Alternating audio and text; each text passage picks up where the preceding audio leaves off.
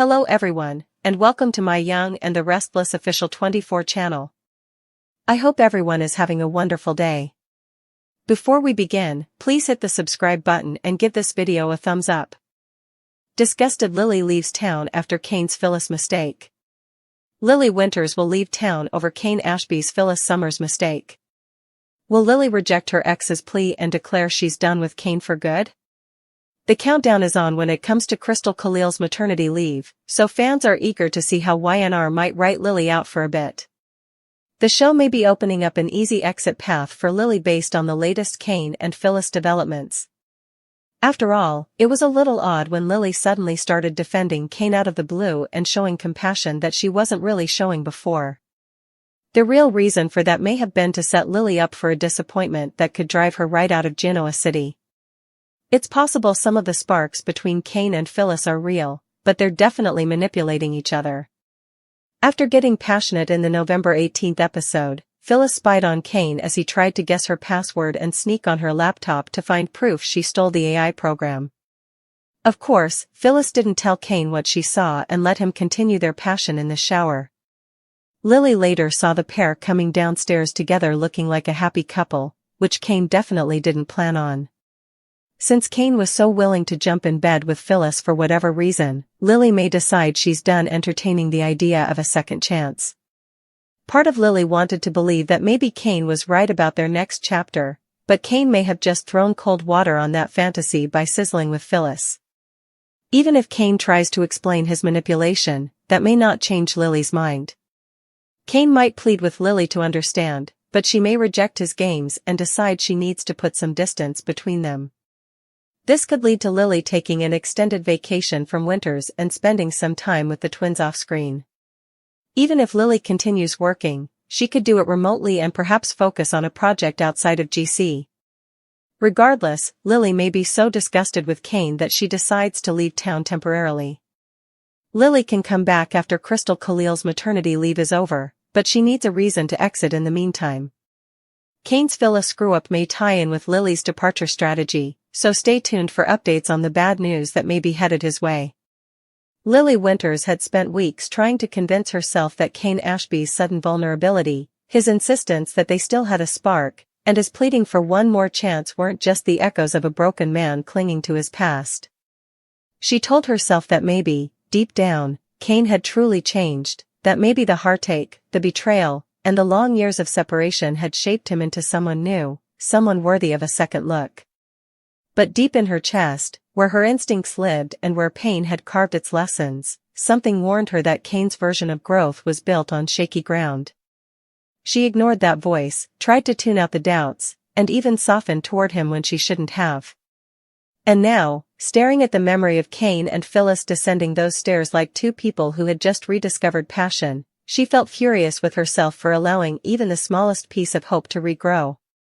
It wasn't just the sight of Kane and Phyllis looking like a happy couple, it was everything around it. The sudden warmth Kane had shown her.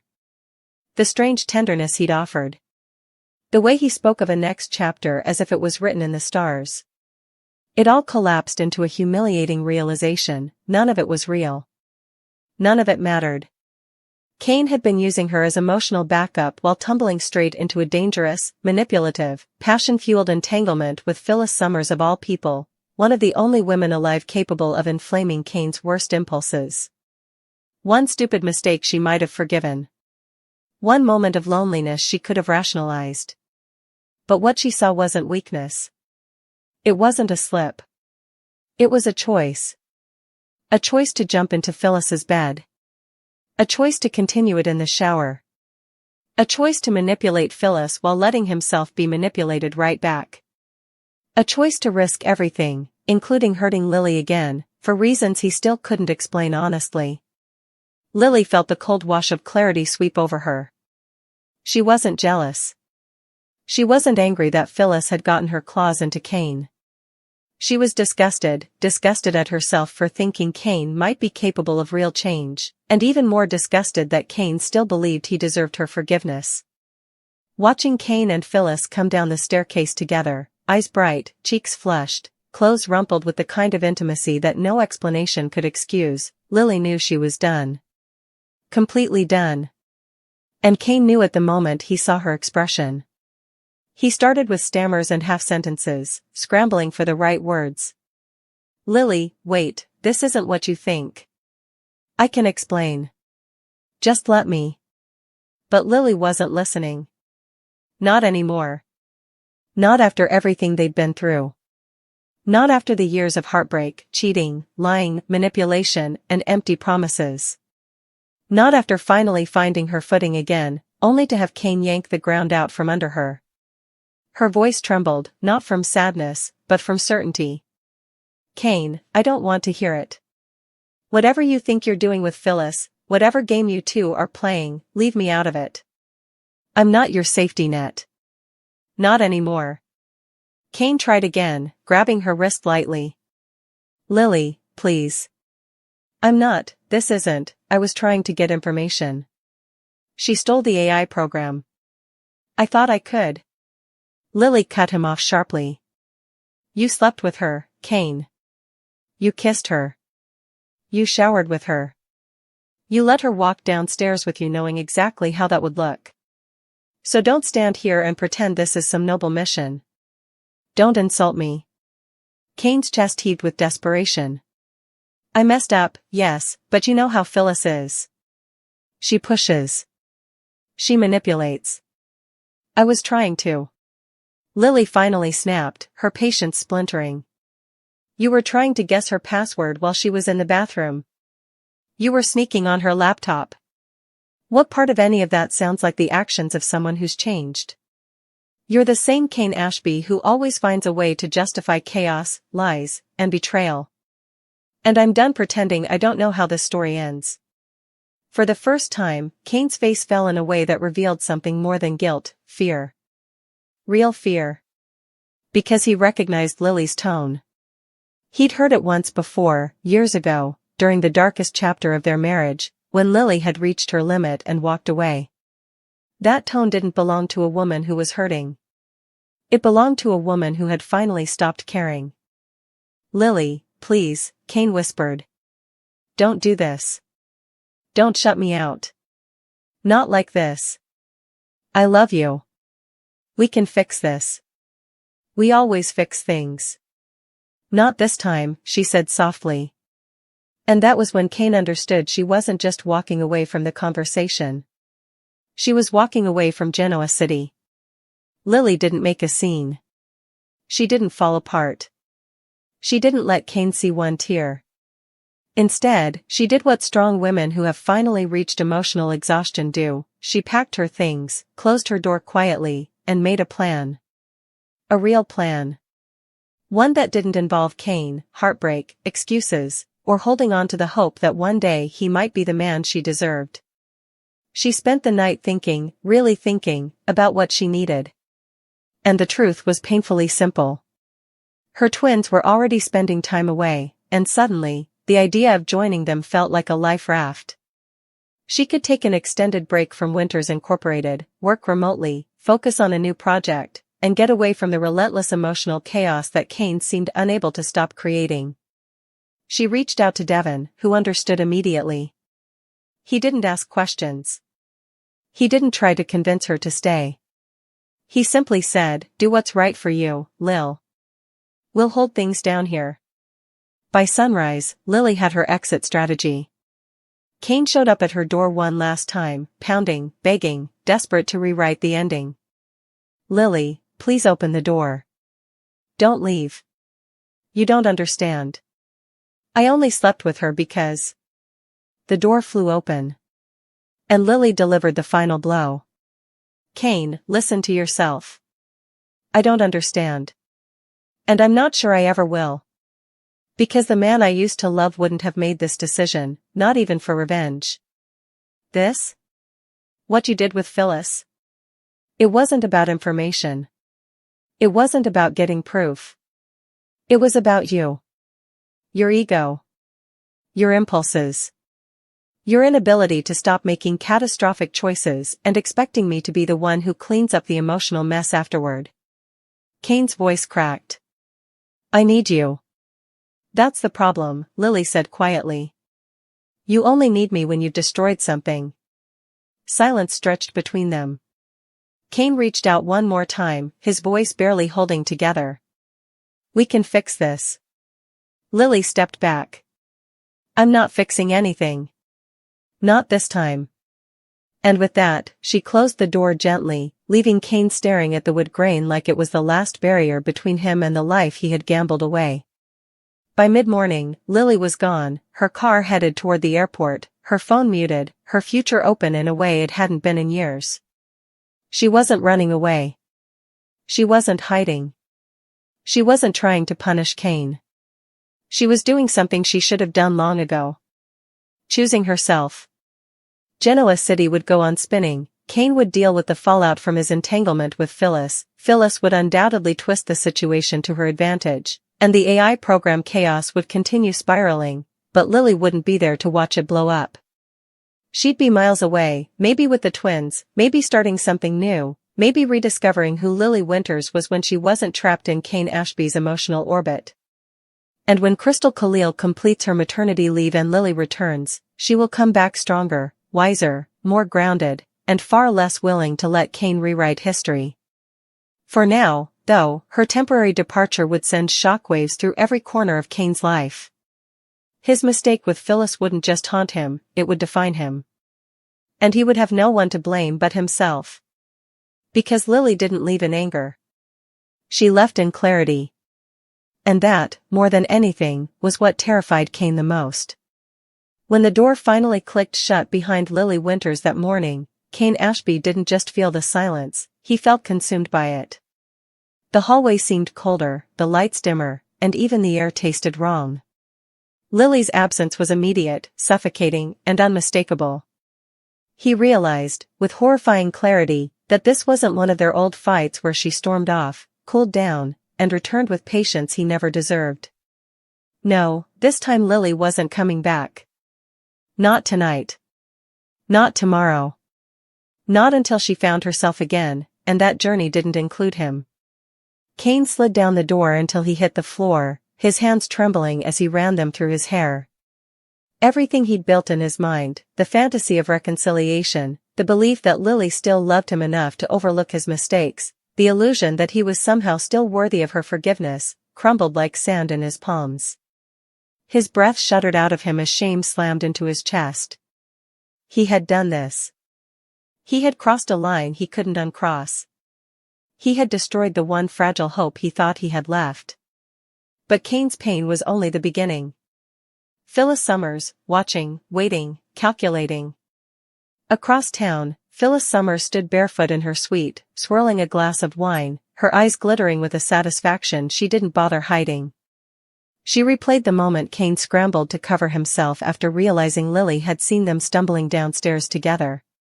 Phyllis recognized that look, a mixture of guilt, panic, and dread, the same look men always had when they realized they'd set fire to everything they cared about because of a moment of weakness. "Oh, Kane," Phyllis murmured, brushing her hair back with a smirk. "You're predictable, and predictably stupid." Yet her smirk faded as she remembered him trying to hack into her laptop. She hadn't confronted him, not yet, because letting him think he got away with something was far more useful. Kane's guilt made him pliable. Fear would make him desperate.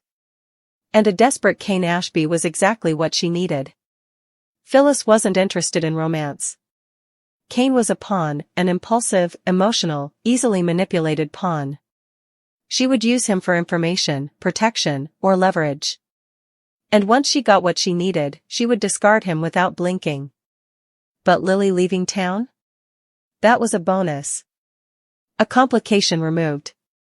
One less emotional anchor for Kane. Phyllis smiled again, slower this time, as she whispered to herself, "You thought Lily was your foundation, Kane? Sweetheart, foundations can crack." She set her wineglass down with a soft clink and turned to her laptop, already plotting her next move. Meanwhile, Genoa City begins buzzing. Word of Lily's sudden departure spread through Genoa City faster than wildfire. In a town where secrets rarely stayed buried, Lily's decision to pack up and disappear without a dramatic confrontation was the loudest silence anyone had ever heard.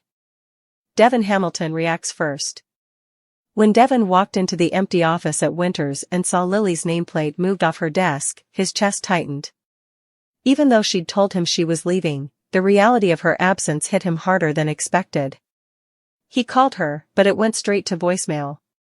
Not because she was ignoring him, but because she needed space, a kind of space no phone call could bridge. Devon knew Kane had something to do with this. He didn't need details to know the pattern. Kane made a mess. Lily paid the emotional price. And Devon, once again, was left picking up the pieces of his sister's heart. He ran his hand across his face, frustration simmering. Kane never learns, he muttered.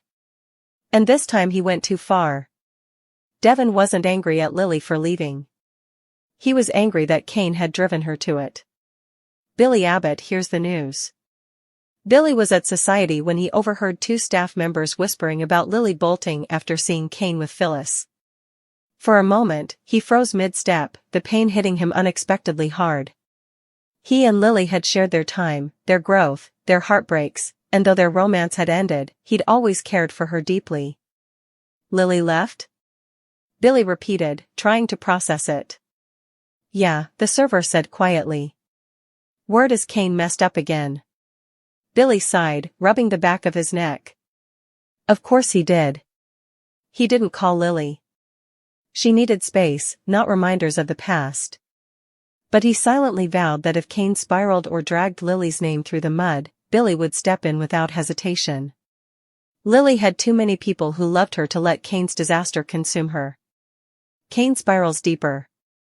Back at his place, Kane tried to call Lily, once, twice, 6 times. Every call went straight to voicemail until finally he realized she had blocked him. The rejection hit him like a punch to the ribs. He stood in the middle of his living room, shaking with emotion he didn't know how to control. Anger at himself. Fear for his future. Panic that he had ruined the only relationship that grounded him. And beneath all of it, a strange numbness that scared him the most. He walked to the mirror and stared at his reflection, at the man Lily had walked away from. How did you do this again? He whispered. How did you screw this up again? But Kane didn't have time to drown in self-loathing. Because there was a knock at his door. He froze, a spark of hope flickering. Lily? But when he opened the door, Phyllis Summers stood there. Red hair gleaming. Smile sharp as a blade. Eyes sparkling with mischief. Miss me, she purred, walking past him without waiting for an invitation. Kane's stomach twisted. Phyllis, why are you here? She set her purse on the table and turned to him slowly. Oh please, Kane. What kind of question is that? We need to talk. Kane ran his hand along his jaw, tension building. I don't think that's a good idea. Oh, but it is, Phyllis replied, leaning against the counter. Especially now that Lily's gone. Kane stiffened. Don't say her name. Why? Phyllis asked innocently, eyes narrowing. Because you feel guilty? Because she left town after seeing us together? Because you're afraid of what she'll think when she finds out what you were actually doing before we got into that shower? Kane closed his eyes. Phyllis, don't. She stepped closer, voice lowering. Don't what? Don't tell you that Lily's gone because you couldn't resist me? Don't remind you that you're the one who ruined whatever hope you had with her? He glared. I made a mistake. A big one. I know that.